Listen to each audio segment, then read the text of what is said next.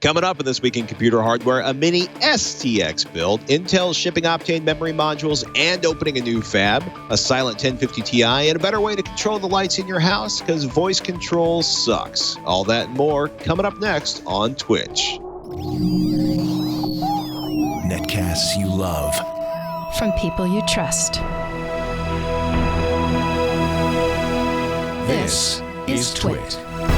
Bandwidth for Twitch is provided by CacheFly at CACHEFLY.com. Hi, this is Leo Laporte, and once again, time for Twit's audience survey. We'd really like to hear from you. It's only going to take a couple of minutes, really. That's all. Just go to twit.tv/survey and let us know what you think. Your anonymous feedback will help us make Twit even better. And thanks for your continued support. This is Twitch, This Week in Computer Hardware, episode 401, recorded February 9th, 2017. Voice control sucks. This episode of This Week in Computer Hardware is brought to you by 23andMe, a personalized genetic service based on your 23 pairs of chromosomes found in your DNA. For Valentine's Day this year, give that special person the gift of knowledge. Go to 23andme.com and get $20 off when you buy before Valentine's Day. And by Grasshopper. Stay connected and run your business from your mobile phone with Grasshopper. Just save $50 on your order. Visit trygrasshopper.com/twit. Welcome to Twitch, This Week in Computer Hardware, Twit's weekly show that aims to bring you the most useful, most informative, most engaging, and less, ladies and gentlemen, the most delightful news about PC, desktop, mobile, phone, server, data, SSD, mobile, server, PC, desktop. You know, we talk about hardware because it's what we love. I'm Patrick Norton, joined as always by Mr. Ryan Schrouts. Hello, hello. Does not repeat himself as fervently as I do. That you know of. Interesting week this week. I mean, a lot of stuff going on. We'll talk about Intel opening a new fab in Arizona again. They apparently like to do that every 5 years or so in a cycle, 5 or 6 years. Some trouble in Oculus Rift land, possibly, or maybe 3D, VR sales in general. But let's start with some exciting hands-on news. You guys did a mini STX build with the ECH H1110S-2V and the SilverStone VTO1. You may have actually, no, you have not, but you actually built a PC smaller than the one I'm running on my desktop at home. Or was this a pre-built box? No, this is not a pre-built. This is the motherboards from ECS, the chassis from Silverstone, the CPU coolers from Silverstone. And I think we saw another motherboard announced this week in this form factor. I had never really heard of this form factor before, Mini-STX, which is interesting. If you look at the image on the video version, you can see on the left is the Mini-STX, and on the right is the Mini-ITX, which looks absolutely enormous by comparison. I think absolutely enormous is a little excessive. It's all relative. It's all relative. It's, an inch, 2 or 3 centimeters at most. Yeah. It's an interesting form factor. I believe it is the smallest socketed form factor that exists, the smallest form factor where you can choose which processor you put in it, that type of thing. And it's got like interesting characteristics. It has to use SODIMMs instead of regular memory modules. It does not have a PCI Express slot. The I/O configuration is actually partially on the left and partially on the right. It's not all in one section because of limitations of size, for example. And then, the chassis, it's the case. Actually, if we look at the motherboard, it is it's an H110 motherboard, so it supports everything up through Skylake. And I don't think this particular board supports Kaby Lake, but you could see some boards, if they integrate the right stuff and update their BIOS for it, would be able to support Kaby Lake. Dual channel DDR4. You've got a slot for an M.2 slot for an SSD, as well as a slot for Wi-Fi, Bluetooth. Mini PCIe type of thing. One normal SATA connection for a typical hard drive if your case or whatever tries to do that. USB 3, HDMI DisplayPort, gigabit Ethernet. A pretty full functioning system for $79 on that motherboard. No, $79 for the motherboard. Then you have to buy the processor. Unlike my desktop at home, this does not have the option for adding discrete graphics or standalone graphics card. It's funny because it fits the Mini-STX form factor fits right in between Nano ITX and Mini ITX. I mean, it's 147 millimeters by 140 millimeters, and I want to say Mini ITX is right around like 150 millimeters, or I want to say 150 by 150, 5.9 by 5.9 inches. So it's not a lot smaller, which I find a little strange. You'd think it would be much closer to the Nano ITX size. That might just be me dreaming of smaller computers. The performance, though. The performance is good, right? Like, I mean, you look at the case. The case itself from SilverStone is $30. The cooler is $20. And you know, as you look at the second page and you look at kind of the build process, you know, it's basically like any system, except you've got smaller looking memory modules and no add-in capabilities for discrete graphics, at least on this motherboard. And the overall performance, as you mentioned, is surprisingly good. Here's the secret, though. Sebastian didn't get the memo that this was supposed to be limited to a 65-watt CPU, and so he used a processor that was actually a 90-watt TDP CPU. Really? Yeah, and had no issues. Like, ran through benchmarking and loading it down with Prime 95 and testing cooler capability and all that stuff, and really came back with no problems on stability or capability or processor downclocking or anything like that. So that's a good sign for both the case and for the cooler, that it was able to handle it, and the motherboard was able to handle it as well. It does require external power. That's something worth noting. It is not. There's no internal power supply. You have to get a power brick, like a laptop type of deal, which really isn't that big of a concern, I don't think. No. But yeah, I mean, you basically, he got a Core i7 or Core i5 6600K, you know, quad core, non-hyper-threaded CPU to run full bore in this. Obviously, the integrated graphics are going to be somewhat minimal, so you're limited in that regard. So it depends on what use cases you have for the product itself and what you want to do with this type of small system. But it's definitely going to be, you know, faster than a general like Nook, Intel Nook style machine that you would kind of see in a similar form factor. The Nook's going to be a little bit smaller than this, but close in approximate capacity, I guess. One interesting thing, I don't know if I don't think there's a link for it in there, but I did see a motherboard announced in the Mini-STX form factor that uses MXM modules.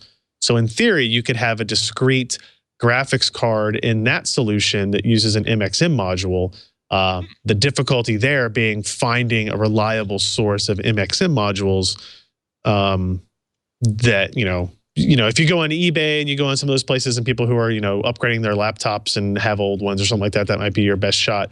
They don't normally sell those at Newegg or Amazon and locations like that. So you're probably looking at a new or a refurb option for something that in that realm. But I always get a little nervous about buying processors that somebody scraped out of another system.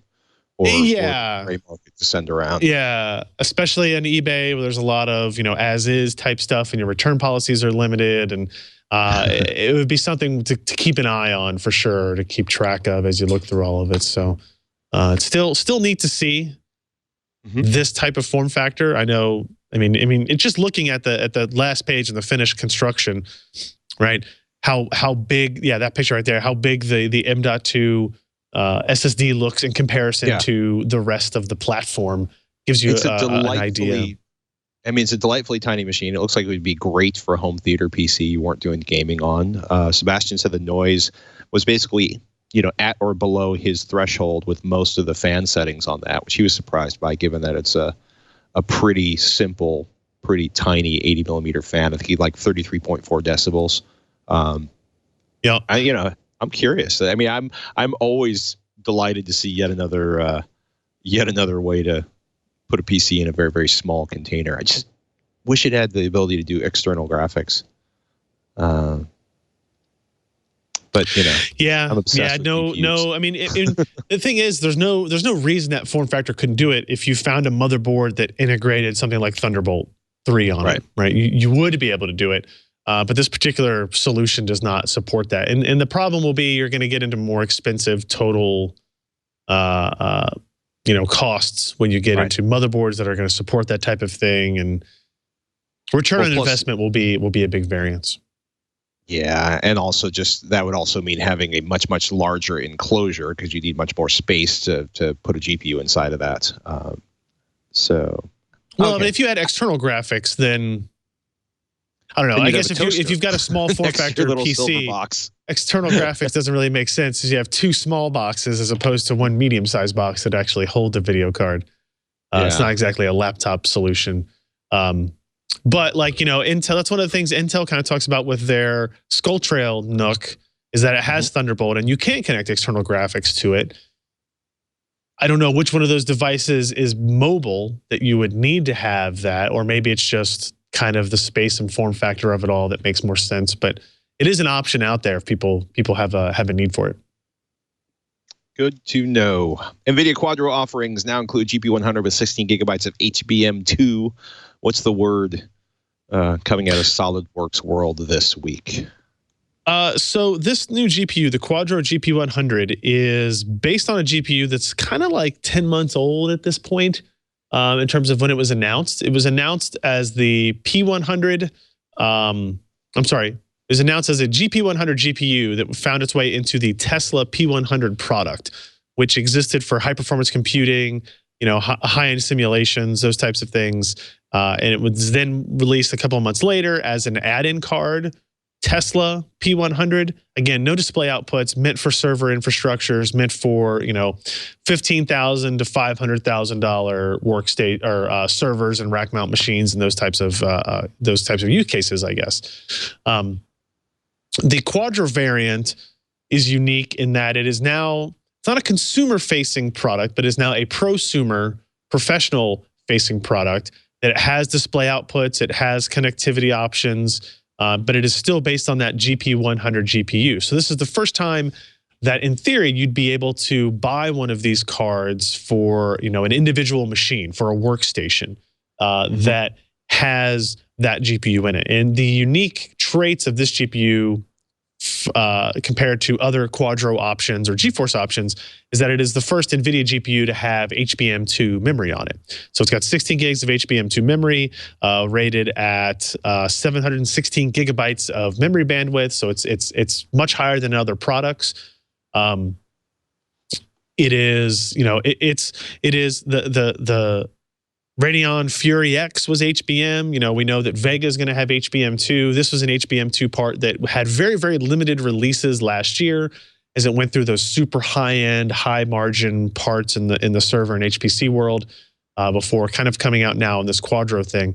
One thing to note is that as you look at the specs on it, compared to the Quadro P6000, which is a Pascal-based part, but GP102, so the same GPU that's in the Titan XP, the Titan X, the new one based on Pascal. The new Quadro GP100 actually has less single precision floating point performance than the Quadro P6000. 10.3 teraflops versus 12 teraflops. However, what that means is, in theory, all else being equal, the gaming performance, the graphics performance of the P6000 would actually be higher than the GP100. But if you look at the double precision capabilities, the new GP100, that's where it excels. It's 5.15 teraflops of compute capability versus the Quadro P6000 that has 0.375 teraflops of compute capability in that regard. So it's they're very much meant for different application styles and workflows, right? The GP100 is going after super high-end workstations that are doing advanced simulation or oil refine or looking for oil underground, something that requires double precision compute. Sure. That most workloads, even professional workloads, don't really demand at this point. And if you look at the consumer space, we're starting to talk about single precision to half precision migrations, right? Going to 16-bit math instead of 32-bit. This is going the exact opposite direction. So its strength is in double precision compute. So people who have, wondered, does this mean that NVIDIA is going to announce a GP100 based part for consumers? HBM2 for a GeForce card. Will that be coming down the line, or a Titan card? And I just don't think that's in the cards at all. No pun intended, I guess. But it doesn't make sense. It doesn't make sense. It's slower than the other cards out there, and the advantages of the high bandwidth memory are really, limited to specific work sets unless you have the GPU horsepower that necessitates that type of bandwidth. So it wouldn't make sense. And as a Quadro card, this is probably a $5,000 to $8,000 product. I don't think this is something that consumers need to worry about at this point. We'll get HBM memory from NVIDIA when we get the Volta line late this year or early next year. I don't really know exactly when it's going to happen now, but still interesting to see the kind of slow proliferation of this part through the high-end markets, right? It's basically gone from the incredibly high margin parts to the moderately high margin parts to just the high margin parts. And that's probably where it will end. That makes sense. Yeah. That makes sense. Apparently, you were talking about Acer releasing the XR382CKQ, or the display, according to the article on PCPro.com that Jeremy wrote up. 37.5-inch IPS adaptive sync display from Acer. Quad HD refers to a 3840 by 1600 2300R curve ultra wide screen resolution. Quote, making shopping for a monitor even easier, even before you try to type in the model number. Tops out at 75 hertz. Sorry, G-Sync fans, writes Jeremy. If you're not familiar with the R spec that's showing up on these ultra-wide curved monitors, that describes the radius in millimeters that the curve is based on. The smaller the number, the tighter the radius, the tighter the curve. I prefer larger. I will say initially I certainly prefer larger radius curve monitors, although 2300 is not particularly tight or it doesn't wrap around you quite so much. I will say over time you adapt, because when you initially go from like a 3400R model to a 17 or 1800R, the smaller radius will feel like the lines are curved, because they essentially are if you have the monitor tilted off axis. Over time, your brain kind of adapts and you don't really notice it anymore. I don't think you notice it at all when you're playing games and stuff, but it is something to think about when you're looking at options for curved monitors.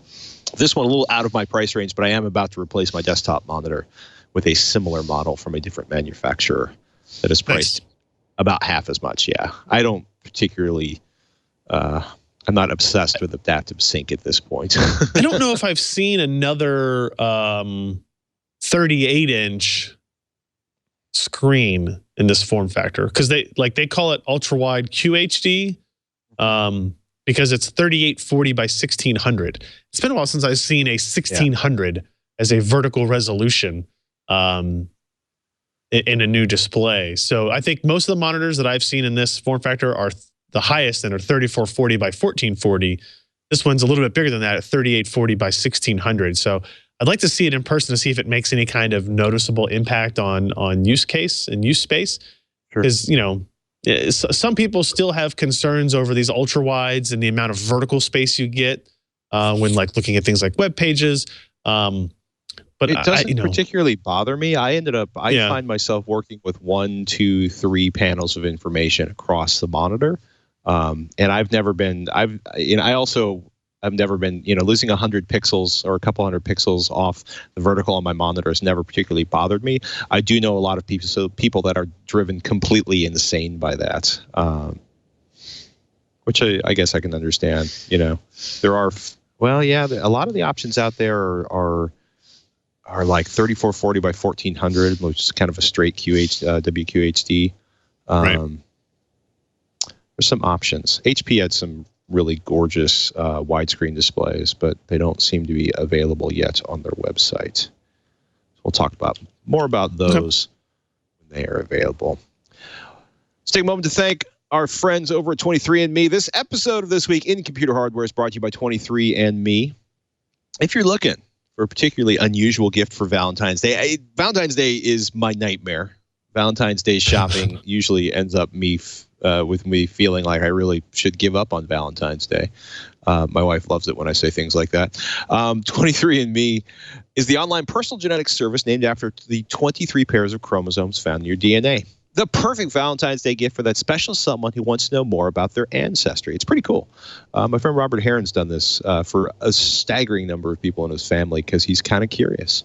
The Ancestry Service provides a breakdown of your global ancestry percentages. See how your DNA breaks out across 31 populations worldwide and find out where your ancestors lived more than 500 years ago. You can go further back over thousands of years and trace parts of your ancestry to maternal and paternal haplogroups. Find out how much Neanderthal DNA you inherited. You can even connect with other people who share DNA with you. It's kind of trippy. The Health and Ancestry Service provides an even more comprehensive understanding of your genetics. You'll have access to all the reports available with the Ancestry Service, as well as trait reports and carrier status reports. Wellness reports detail how your DNA relates to caffeine consumption, lactose intolerance, muscle type, and more. 23andMe has more than 1 million genotyped customers worldwide. You will continue to find new relatives as the database grows. Just provide your saliva sample from home and mail it back to the lab in the same kit it came in. It's so easy. With over 65 online genetic reports, your loved one will be sure to fall in love with their genetics and you at 23andme.com.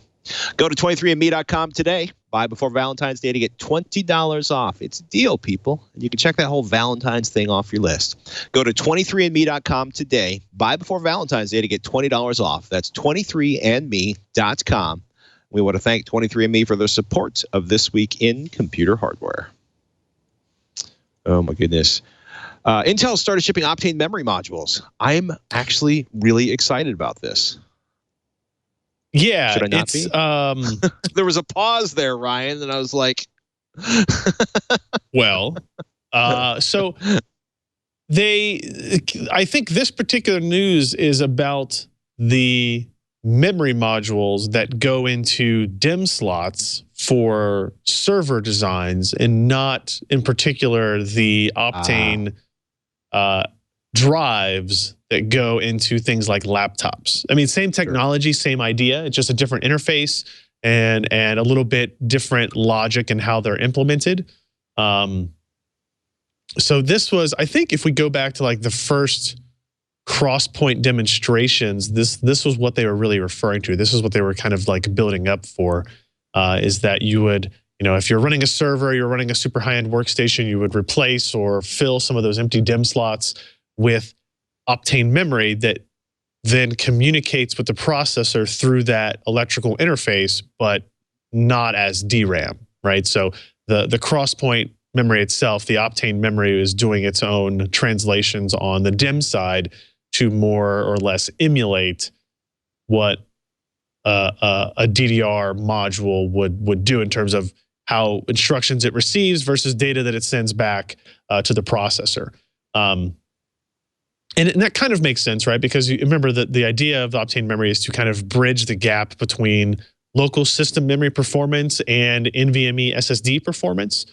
But they're doing it in one of two ways: either A, through an NVMe interface, a PCI Express interface, or B, through something like this, like the memory modules, the DIMM slots, because there's no other currently available interface for them to attach to. So it's got to be one or the other. So do they adapt Optane to go through an M.2 slot or a PCI Express slot or an NVMe connection, or do they adapt it to go through a DIMM slot? And this is kind of more on the enterprise side, that they're going through the DIMM slots. A lot of motherboards and stuff like that, limited to 2, maybe 4 memory modules. Anyway, server boards can often have 16 or 24 of those guys. So it depends on what their use cases are. But they are being shipped, and I mean, that's good. More of this is better. The more quickly Optane memory proliferates through anything, the better we'll all be in terms of getting adoption accepted universally, whether it be an enterprise or consumer, and stuff like that. And we did see at CES laptops announced that would have Optane memory in them, but none of those are shipping yet still. And I still have not heard of a projected timeline for that shipping, other than I think, March, April time frame, and nobody seemed to be in a super big hurry, which does worry me a little bit that maybe it's not as awesome as we all think or hope it will be. Well, in its first hopefully. iteration. Speaking of things in second iterations, and we're hoping that they'll be all that they can be, Intel's opening a fab in Arizona. Again, if this sounds familiar. It will produce microprocessors to power data centers and hundreds of millions of smart and connected devices worldwide, which sounds not quite like we missed the mobile part awesomeness, and we have a flat PC market, so we're not going to build this gigantic facility in Arizona that we said we were going to build back in, I want to say, 2011. But they are back at it again, meeting with the president today, basically. They're going to open up this fab and have a whole bunch of jobs, which I think is a positive thing, especially since they planned on opening it, shut down the process of finishing it, and now they are back at it again. So that's good. I mean, more jobs and more American production is always a good thing. $7 billion is going to take is what it's going to take to finish Fab 42. It's going to be using the 7 nanometer manufacturing process, and I'm excited. It's going to take 3 to 4 years to build it, but once it's done, Intel claims 3,000 high-tech, high-wage Intel jobs for process engineers, equipment technicians, and facility support engineers and technicians who will work at the site. So that's good news. This is good. Yeah, we like that. We like more jobs, people. It's a good thing. USB-C charging is not quite a mess. If you haven't seen it, PC World has an awesome article Gordon Ma-Ung put together. They plugged in all the USB power supplies they had into all the USB laptops they had, and actually updated it with a couple laptops recently. But if you scroll down, you'll see a pile of laptops: a MacBook 12, a Razer Blade Stealth, HP Spectre X2, Dell XPS 13 2016, and Google Pixel 2015. All of them can charge via Type-C ports using power delivery. And they put together a chart, and if you keep scrolling down, you'll see a big old mess of red and green and yellow. Yeah. And just as you might expect, that's the pile of USB-C charging laptops there. Some of them work, some of them don't. So there's a Spectre X2 charger, a MacBook charger, a Pixel charger, which is kind of the winner in terms of compatibility. Razer Blade Stealth charger, Energy's Power Gear, and Huawei's Nexus 6P charger, which was not the winner. Neither was the MacBook charger in terms of compatibility. But if you'll take a look at the HP Spectres 2, that's the column with a whole bunch of red and one green box on the left. And HP basically told PC World that they're very conservative with what they will allow to charge their devices. And I think since it didn't detect an HP Spectre X2 charger, it refused to charge via it. The MacBook worked with everything. The Google Pixel worked with everything. The Dell XPS, which takes a fair amount of juice, wouldn't work with the X2 charger or the MacBook charger, or the Huawei Nexus 6P charger, but did fine with the Pixel charger, the Stealth charger, and the Energy's Power Gear USB-C 45 charger. And you can see to the right, the Razer Blade Stealth charged slowly with the X2 charger, but worked pretty well with everything but the Huawei Nexus 6P charger. And the Huawei Nexus 6P either charged rapidly or just charged, depending on which power supply you were using. This became a big thing for me because I have to buy another power supply for my XPS 13, and I've been using a USB-C desktop dock from Kensington to charge it lately. And I think I'm going to try this time rolling with a Pixel charger, the 60-watt Pixel charger, and see how that works for me traveling on that, which ironically won't charge the external battery I have for my XPS 13, but will charge the XPS 13 itself, and could possibly outlast this laptop and work on the next laptop I buy, which I'm fascinated by the idea of having a non-proprietary charger I can get behind, for my laptop, since I usually end up buying 2 or 3 chargers for my laptop. One in my bag, one in my workspace. Same here.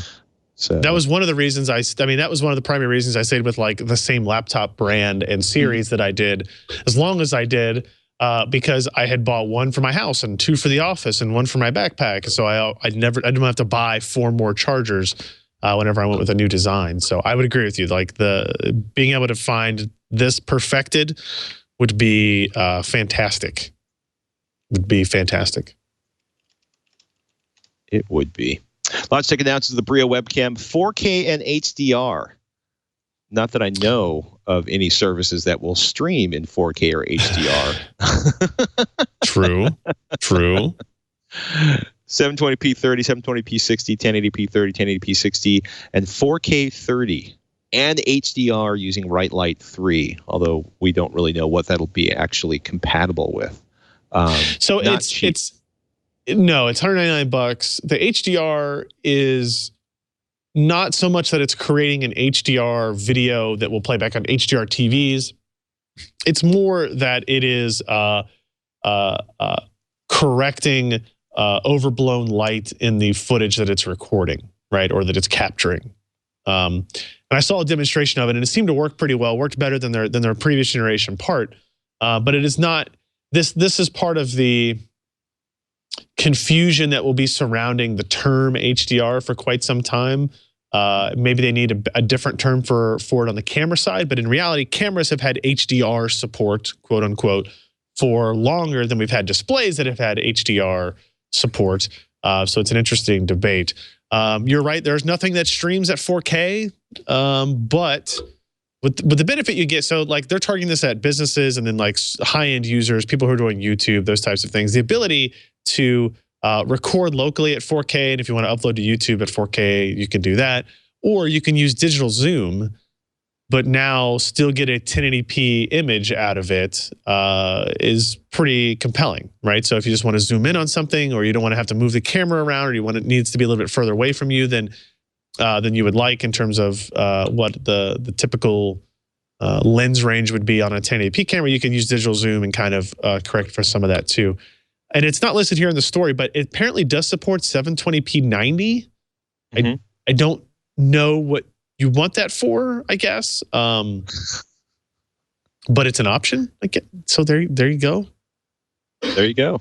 $199 US, $249 Canadian, and it is shipping now. So interesting concept that.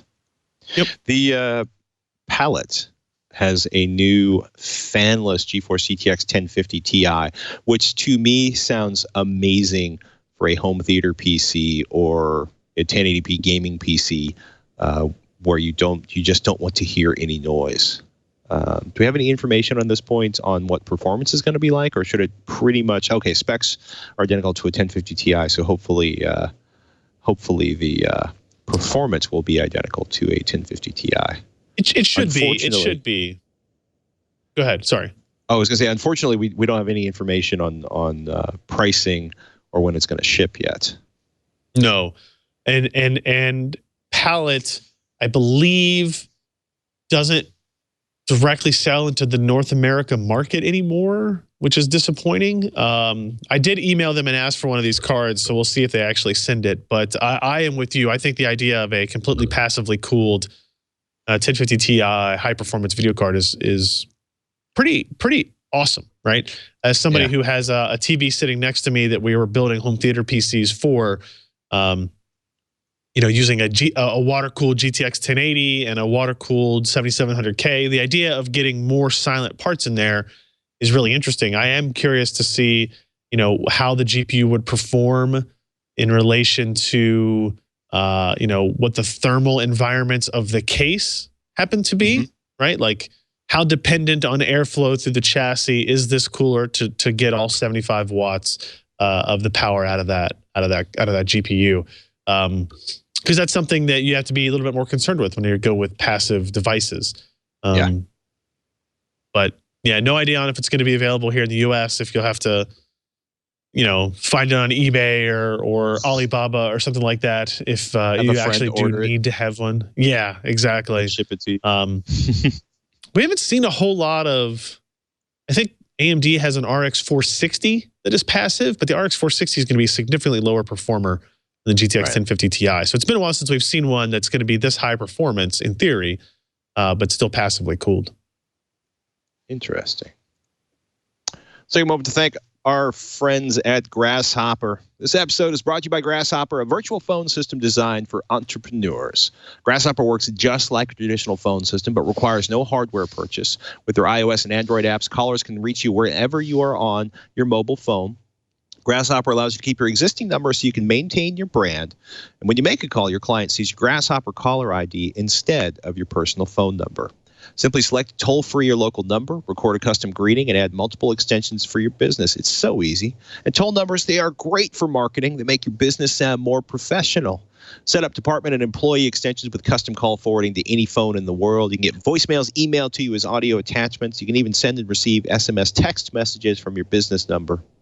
Do yourself a favor. Join the over 250,000 Grasshopper customers today. Plans start at just $12 a month, and you have a 30-day money-back guarantee. It's good stuff, people. Turn your smartphone into a business line with Grasshopper. To save $50 on your order, go to trygrasshopper.com/twit. That's trygrasshopper.com/twit. And we want to thank Grasshopper for their support of This Week in Computer Hardware. Oh, man. The rumors are starting to get serious around the iPhone 8. The big one is that this year's iPhone is expected to get wireless charging. It's a Computer World write-up by Lucas Marion. OLED display, and a new 3D touch feature, which essentially means you can poke harder and harder and then sort of manipulate and choose menu options on there. This is Ming-Chi Kuo, a financial analyst for KGI Securities, wrote this one up. So I'm just briefly mentioning how many of those features do you need to have? The OLED display might be nice, but the display on my iPhone 6 is actually nice.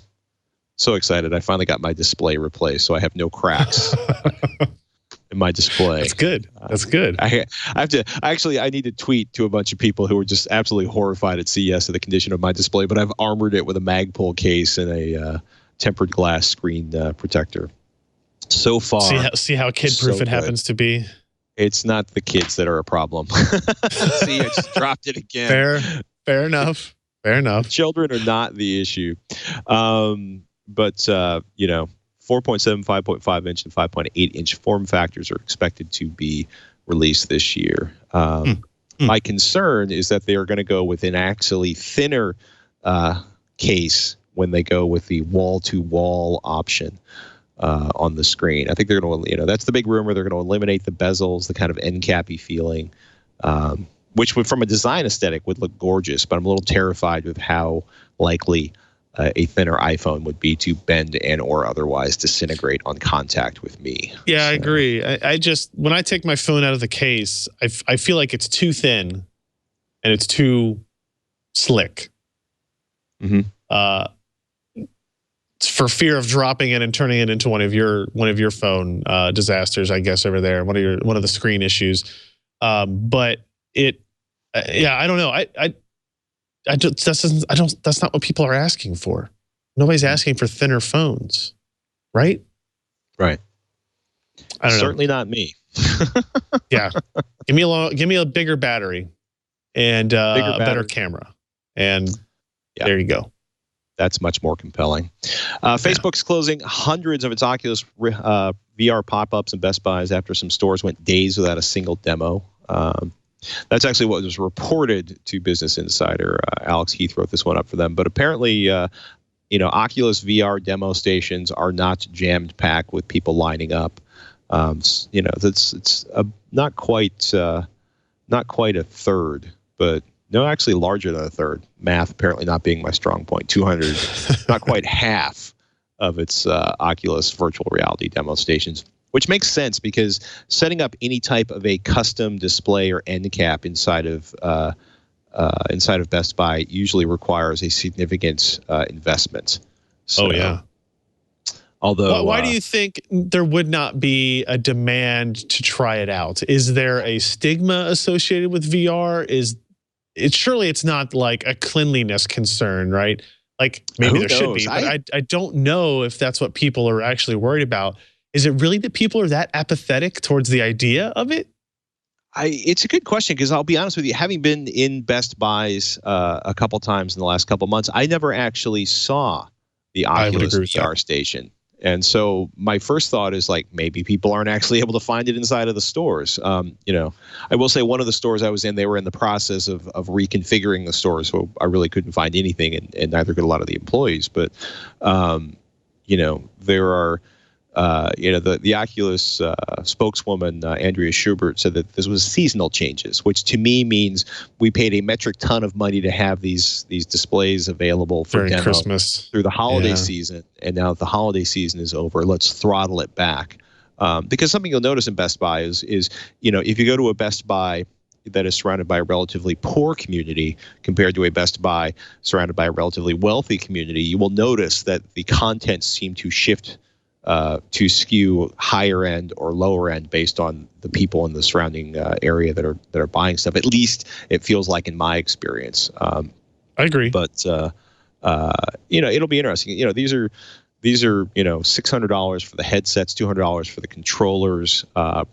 On top of a fairly significant gaming PC. So it may just be that, people, the early adopters that are going to buy probably have bought, and people are waiting for a compelling reason to upgrade and or a reduction in price. It was interesting because at the same time, Business Insider had an article that said Magic Leap, which is like currently, right? They're the ones that they have the display. You're going to be interacting with amazing, 3D, they're basically computer glasses, right? Right. That's much like something we've seen from Microsoft will allow you to overlay computer graphics on the real world, augmented reality. Apparently, there's a big scramble at Magic Leap because the January demo everybody saw was faked. Not faked in the sense that. People were intentionally deceiving, but that they had, constructed this demo. Magic Leap's been around in stealth mode for years and years. It's valued at like $4.5 billion, despite the fact that it hasn't, based on the investment, despite the fact that they haven't actually released a product. That's the word from Kif. The phrase from Kif last week was that the reporter at Business Insider is that they are scrambling. Which is whole engineering group is scrambling to produce a working prototype of Magic Leap's glasses, a prototype the company has been calling the PEQ. A person familiar with Leap's development process told Business Insider, and it's going to be presented to the board members as a milestone in the product's development. So should be exciting. I want it to be real. I really do. I don't particularly want to wear a couple of belt packs connected to wires to my glasses. No, I agreed. You will need something. You always got to power. The graphics have to be powered by something somewhere. And this looks like it'll dwarf the cost of the Oculus Rift or the Vive VR systems, because according to former employees, says Business Insider, it's somewhere between $1,000 and $2,000. Quote, slightly more than a fully loaded iPad Pro, one reporter told Business Insider. When you put it, when you put it that way, that doesn't seem that expensive anymore. No. Right? When you put it as like, hey, some people are buying iPads for this much money. Wouldn't you rather have a world life-changing augmented reality experience instead? And I'd be like, yeah, absolutely. Yeah, no, definitely. Yes, for sure. I'm not sure a lot of people are buying fully loaded iPad Pros. Probably not. But, and that's certainly at the very, very high end of what you would pay for a tablet these days. It's interesting because a conversation I had at CES with a friend of mine at Android Authority, and I've been thinking about lately, is not a lot of activity in the tablet world, especially on the Android side. Not a lot of new products, not a lot of premium products being released there. So maybe the tablet world is chilling off even faster than we thought because everybody's saving up for their Oculus Rift or next generation Oculus Rift, HTC Vive, and or Magic Leap glasses systems. So. Oh my goodness! Because the world of home automation or the Internet of Things isn't confusing enough, there are more options for controlling everything in your house. I thought this was really cool. Circuit Breaker at The Verge had this one written up, and it's really cool if you haven't seen it, just from a sort of a visual aesthetic standpoint. If you take a look at that, that's essentially a tablet or a touch screen that has replaced the light switch on the what looks to be a tile wall in a house. Okay. And it's a company called Brilliant, and they the CEO says, quote, I realized pretty quickly I was going to hate having to use my smartphone all the time in my house. It's just the wrong interaction paradigm. And so they came up with the idea of brilliant control. A touchscreen tablet goes in place of a light switch and is supposed to control everything from lights to music to smart ovens and sprinklers and whatever else you can hook it up to. Writes I agree with that mentality that using your phone as a controller for everything is not a great idea. There are, I believe it's the Harmony Hub that allows you to use your smartphone as a remote control for your TV and entertainment center and stuff like that. But there is a fundamental value of having a dedicated device that's kind of always on the coffee table, always on the couch, always, unless you have kids, around that area where it's supposed to be. Have you seen the Logitech pop switches? Yes, I have. Yeah. Those, I thought it was ridiculous until I started using one. And, the fact that you can do, it's like, 1, 2, 3 buttons to control things in a room. Right. Or other devices in the room. What kind of stuff have you set one up as? Mostly lights. Lights in sort of an auto configuration too. I've just rebuilt all the Harmony Home stuff in my living room after replacing my projector. And I like the idea that you can sort of control a whole bunch of stuff off of a recipe for it.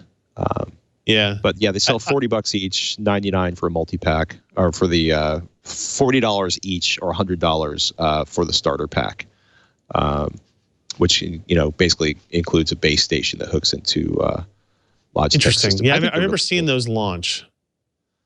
But yeah, no, it's I do not particularly enjoy using my phone to control my television or my audio playback or other devices.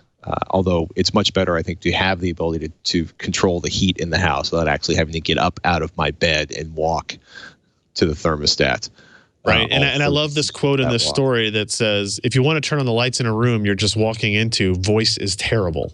And I would agree with that as well. Like, nothing I want to do less when my wife is falling asleep on the couch to turn off the lights is go, computer, turn off the lights. Mm-hmm. Like that's not a good interaction. Just because you can do it doesn't mean you should do it, I guess. Yeah. Is the mentality. Well, there's Alexa, turn off everything. And then Alexa goes to the cloud, and the cloud comes back to your house, and your house tells the lights to do something that you would normally do by flicking your finger up walking into the bathroom. Yeah, exactly. I did just trigger my Echo in the room that attempted to try to find something to turn off, by the way. So I'm glad I didn't have a macro for everything to turn off the streaming machine and stuff. So, well, those will sell for $199. So certainly more expensive than any light switch I have ever considered putting into my house. But I've never considered putting a light switch into my house that had its own touchscreen. So something to think about as we slowly slouch towards the Internet of Things taking over every corner of our lives.